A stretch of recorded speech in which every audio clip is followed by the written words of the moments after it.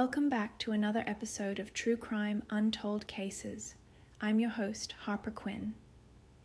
In February 2017, two young best friends decided to take advantage of an unusually warm winter day to explore a historic trail in Delphi, Indiana. Within hours, 13-year-old Abigail Williams and 14-year-old Liberty German would vanish, leaving behind only a haunting piece of evidence: a grainy video and audio recording of the man believed to be their killer, captured by Liberty in her final moments of life. For 5 years, this crucial piece of evidence would taunt investigators until an arrest in 2022 shocked the small community and revealed that the alleged killer had been hiding in plain sight all along. Tonight, we dive into the devastating story of the Delphi murders, a case that changed a community forever and left us with more questions than answers. On February 13, 2017, in the small, tight-knit community of Delphi, Indiana, two young best friends set out for an afternoon adventure that would tragically become one of the most haunting unsolved cases in recent memory. The weather that Monday was unusually warm for February, reaching nearly 50 degrees Fahrenheit, making it a perfect day for 8th graders Libby German, and Abigail Williams to explore the historic Monon High Bridge trail. Libby, 14, and Abby, 13, had planned their outing during a day off from school. Libby's older sister, Kelsey, dropped them off at the trail around 1:35 in the afternoon. The girls were supposed to be picked up by Libby's father, Derek German, at 3:15 p.m. No one could have predicted that this innocent afternoon would lead to one of Indiana's most notorious criminal investigations. The Monon High Bridge trail was a popular spot among locals, featuring an abandoned railroad bridge that stretched 60 feet above Deer Creek. The bridge, spanning nearly 900 feet in length, had become a frequent destination for photographers and adventure-seeking teenagers, despite its deteriorating condition and lack of safety railings. The girls were active on social media during their hike, with Libby posting a photo of Abby walking on the bridge at 2:07 p.m. This would become the last known photo of either girl alive. When Derek arrived at the predetermined pickup location at 3:15 p.m., the girls were nowhere to be found. After attempting to contact them multiple times, family members began searching the area. As concern grew, more community members joined the search effort. The girls' phones were going straight to voicemail, which was highly unusual, especially for Libby, who was known for being responsible and maintaining contact with her family. The initial search continued until darkness made it too dangerous to proceed, and law enforcement officially declared the girls missing. The following day, February 14th, brought devastating news. At approximately 12:15 p.m., searchers discovered two bodies on private property about half a mile east of the bridge near Deer Creek. While police initially withheld formal identification, the tight-knit community of Delphi, population roughly 3,000, already feared the worst. Later that day, authorities confirmed that the bodies were indeed those of Libby German and Abby Williams. What sets this case apart from other tragic murders is what Libby German left behind on her phone. In what investigators would later describe as an act of incredible presence of mind and bravery, Libby had managed to capture both video and audio of a man who approached them on the bridge. The grainy video shows a white male wearing blue jeans, a blue jacket or coat, and a brown hat walking toward the girls on the bridge. His hands were in his pockets, and his head was down, but his gait was distinctive. Even more chilling was the audio Libby recorded. In it, a man's voice can be heard saying the words, "Guys, down the hill." The command was delivered in a flat, authoritative tone that still sends chills down the spine of anyone who hears it. Indiana State Police later revealed that more audio existed, but chose not to release it, citing investigative reasons. The discovery of this evidence transformed the investigation. Here was a case where the victims had actually documented their likely killer, yet identifying him proved frustratingly difficult. The video, while crucial, was not clear enough for immediate identification. The man's face was partially obscured, and the footage was somewhat blurry due to the movement of Libby's phone as she recorded it. Law enforcement quickly released still images from the video and the audio clip, hoping someone would recognize the man now known as Bridge Guy. The community response was overwhelming. Tips began pouring in by the thousands. A dedicated tip line was established, and rewards for information leading to an arrest grew to over $250,000. The investigation brought national attention to Delphi. Major news networks covered the story extensively, and true crime enthusiasts across the country became invested in helping solve the case. The FBI joined local law enforcement, and billboards featuring the suspect's image appeared across multiple states. As weeks turned into months, investigators released additional details about the crime scene, though many aspects remained closely guarded. They revealed that the scene had been manipulated and that evidence suggested the perpetrator may have taken souvenirs. These details led investigators to believe they were dealing with an experienced criminal, possibly someone who had committed similar crimes before. The impact on Delphi was profound. The community, once known for its small-town charm and safety, was forever changed. Parents became more protective, and children were no longer allowed to roam freely as they once had. The trail where the girls were last seen alive became both a memorial and a reminder of the tragedy that had struck their community. The families of Libby and Abby showed remarkable strength throughout the ordeal.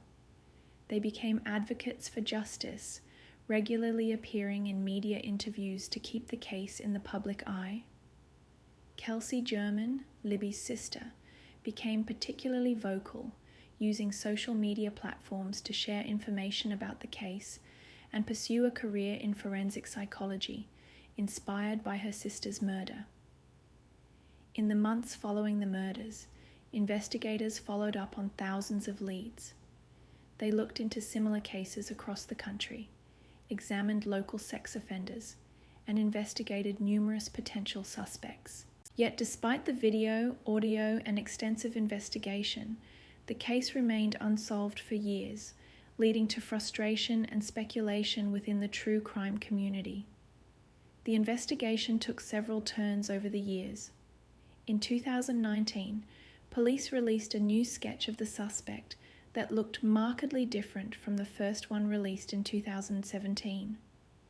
They explained that the new sketch was actually the first one created during the investigation, based on witness descriptions from the day of the murder. This announcement led to confusion and renewed speculation about the identity of Bridge Guy. The investigation seemed to hit another wall until April 2021, when Indiana State Police announced they were looking into a new person of interest. James Bryan Chadwell II had been arrested in Lafayette, Indiana, just 20 minutes from Delphi, for attempting to kidnap and murder a 9-year-old girl. While this lead ultimately didn't pan out, it highlighted the community's desperate hope for resolution. Then, on October 28, 2022, more than 5 years after the murders, came the breakthrough everyone had been waiting for. Indiana State Police announced the arrest of Richard Matthew Allen, a 50-year-old pharmacy technician from Delphi, charging him with 2 counts of murder. The arrest shocked the community, particularly because Allen had been hiding in plain sight the entire time. Allen had worked at the local CVS pharmacy, where he had actually served members of both victims' families. Several residents recalled him as friendly and unremarkable. Perhaps most disturbingly, a photo surfaced showing Allen's wife posing with a group of people at a local bar, with the original police sketch of the Bridge Guy visible on the wall behind them. The arrest affidavit revealed that investigators had recovered an unspent .40 caliber round between the bodies of the girls. This round was later matched to a Sig Sauer P226 pistol owned by Allen. When interviewed, Allen admitted to being on the bridge that day, but denied any involvement in the murders. He claimed he had seen 3 younger girls on the trails and had walked out onto the bridge but turned around after becoming uncomfortable with its height. The investigation took another dramatic turn when Allen's attorneys filed a motion suggesting that the murders might have been committed by members of a pagan cult. They cited ritualistic symbolism allegedly found at the crime scene and claimed that other individuals might have been involved. This theory emerged alongside rumors about specific symbols and signatures left at the scene, though many of these details remain unconfirmed by law enforcement. In February 2023, a development further complicated the case when prosecutors requested a gag order, citing concerns about public speculation and media coverage potentially tainting the jury pool. The judge granted the order, effectively limiting what information could be shared publicly about the case. The investigation expanded again in March 2023 when search warrants were executed at the home of Keegan Kline, who had been investigated earlier in connection with the case. Kline had operated a fake social media account under the name Anthony Shots and had allegedly been in contact with Liberty German before her death. While serving time for child exploitation charges unrelated to the Delphi murders, Kline provided information that led investigators to search the Wabash River for evidence. Adding another layer to the case, in October 2023, Allen's defense team filed documents suggesting that their client might have been subject to Kruger Special, a controversial interrogation technique allegedly used by Indiana State Police.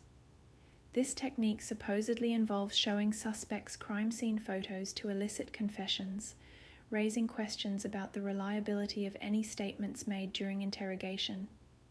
The complexity of the case has only grown with each new revelation. Investigators now believe that Allen might not have acted alone, though they haven't publicly named any other suspects. The sealed documents in the case reportedly contain over 100 items of evidence, including DNA analysis, crime scene photos, and additional audio from Libby's phone that has never been released to the public. The impact of the murders continues to reverberate through Delphi and beyond. The trail where the girls were killed has been transformed into a memorial park, with benches dedicated to Libby and Abby and security cameras installed throughout the area. The community has established scholarships in both girls' names, ensuring their legacy lives on through education and community service. The case has also led to significant changes in how missing persons cases involving children are handled in Indiana. The Abby and Libby alert, similar to an Amber Alert but specifically for children believed to be in danger, even when an abduction hasn't been confirmed, was established in their honor. The investigation has highlighted both the advantages and limitations of modern technology in solving crimes. While Libby's quick thinking in recording their killer provided crucial evidence, the quality of the video and the challenges of digital forensics demonstrated how even seemingly clear evidence can prove difficult to use in identifying a suspect. The role of social media in both the investigation and its coverage has been unprecedented.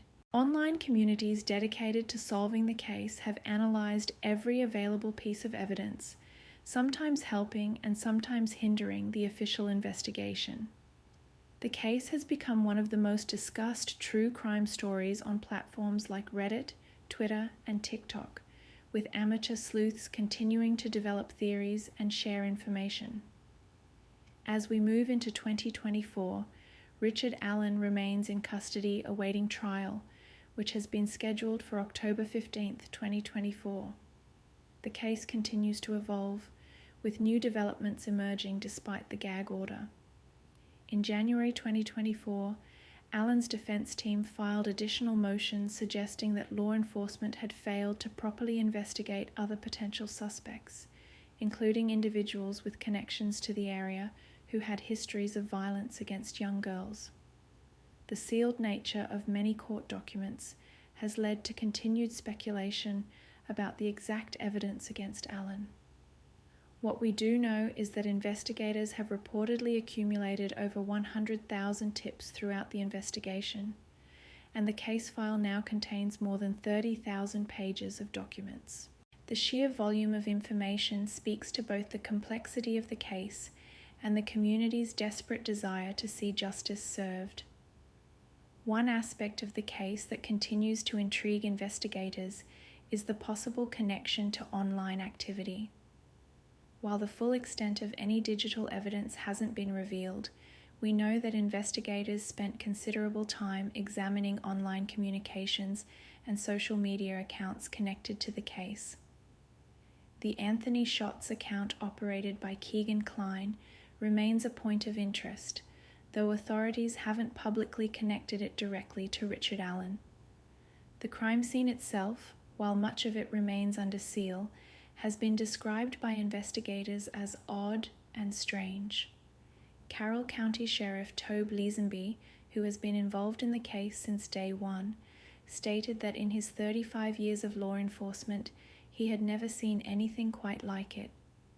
The unusual nature of the scene has led to various theories about the killer's motivation and method, though officials maintain that many of the details must remain confidential to protect the integrity of the prosecution.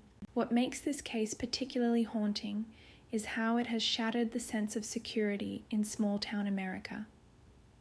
Delphi, with its population of just over 3,000 people, was the kind of place where everyone knew everyone else. The arrest of Richard Allen, a man who had been serving the community at the local pharmacy for years, demonstrated how predators can hide in plain sight, even in the most tight-knit communities. The families of Libby and Abby have shown remarkable resilience throughout this ordeal. Kelsey German, Libby's sister, completed her degree in psychology and continues to advocate for victims' rights. Mike Patty, Libby's grandfather, has become a powerful voice for change in how missing persons cases are handled. The Williams family has maintained a more private presence, but continues to work with various organizations to prevent similar tragedies. The investigation has also led to important discussions about trail safety and the role of technology in personal security. Many communities across the country have installed security cameras on popular hiking trails, and there's been increased emphasis on teaching young people about situational awareness. Libby German's quick thinking in recording their attacker has been cited in numerous safety presentations, teaching others to be aware and proactive in dangerous situations. The evidence Libby captured that day, the video and audio of the man on the bridge, remains some of the most chilling crime scene documentation ever recorded by a victim. Indiana State Police Superintendent Doug Carter has repeatedly praised Libby's extraordinary courage, stating that she had the presence of mind to document the encounter even as danger approached. "She's a hero," Carter has said multiple times. "There's no doubt about it." The case has also highlighted the double-edged nature of public interest in true crime cases. While the attention has kept pressure on investigators and generated countless tips, it has also led to complications. False theories, misidentified suspects, and internet speculation have at times threatened to overwhelm the official investigation. The gag order currently in place is, in part, a response to the challenges of managing such intense public interest. As we await the trial, questions remain about whether others might be charged in connection with the murders. Prosecutors have indicated that the investigation remains active, suggesting that Richard Allen might not have acted alone. The searches in the Wabash River, the continued investigation into online activities, and references to additional suspects in court filings all point to the possibility of a broader conspiracy. The community of Delphi continues to honor the memory of Libby and Abby. The Libby and Abby Memorial Park, built near the site of the murders, serves as both a tribute to the girls and a reminder of the tragedy. The park includes security features that many hope will prevent future crimes, while also providing a place for reflection and remembrance. The case has also led to changes in how law enforcement agencies handle digital evidence. The fact that crucial evidence was captured on a smartphone has influenced training procedures and investigative protocols. Police departments across the country now place greater emphasis on immediately securing and analyzing digital devices in missing persons cases. As we approach the trial, the families of Libby German and Abby Williams continue to seek closure while honoring their daughter's memories. The girls' story has touched countless lives and sparked important conversations about safety, community, and justice. Their legacy lives on through the changes their case has inspired in law enforcement procedures, community safety measures, and the way society approaches the protection of young people. The Delphi murders serve as a reminder that even in the safest seeming places, vigilance is necessary. But they also remind us of the power of community, the importance of never giving up in the pursuit of justice, and the extraordinary courage that can emerge in the face of unimaginable danger. As we await the trial of Richard Allen, the story of Libby and Abby continues to resonate, their memories inspiring positive change even in the wake of tragedy.